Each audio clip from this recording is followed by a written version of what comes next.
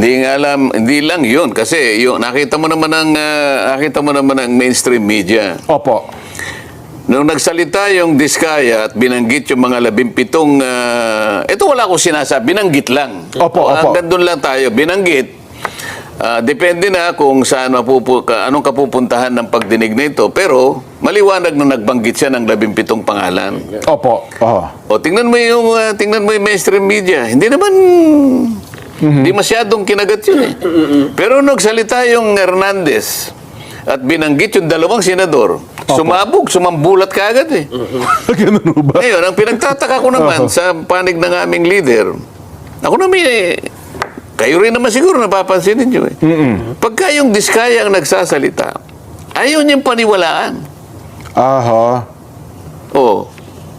Pagka naman yung nagsalita yung Hernandez, paniwalang paniwala. So lahat ng mga witnesses doon, mas pinaniniwalaan niya kaysa witnesses na ipinundar natin dito sa Blue Ribbon Committee. Oh, hindi mo ba nakikita yung kabalintunaan dyan? Dapat sana nabahala siya sapagkat binanggit ang dalawa sa kasama namin.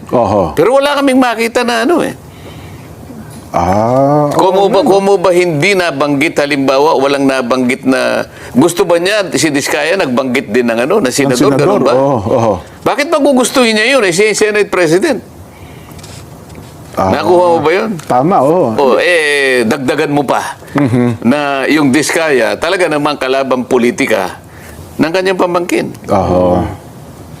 Sana yung ganong mga pagbibigay niya ng komento, kakitaan sana siya ng pagiging objective sana. Dito maliwanag na na may kinikilingan na siya. Hindi nagiging mabuti, lalong-lalo na sa mga kababayan natin. Palagi ko sinasabi, huwag mong uhusgahan ang katalinuhan ng mamamayan. Alam nila eh. Pumunta ka sa social media at tingnan mo kung ano sinasabi nila. Sinong nasisira ngayon? Sinong napupulaan? Yung Senado.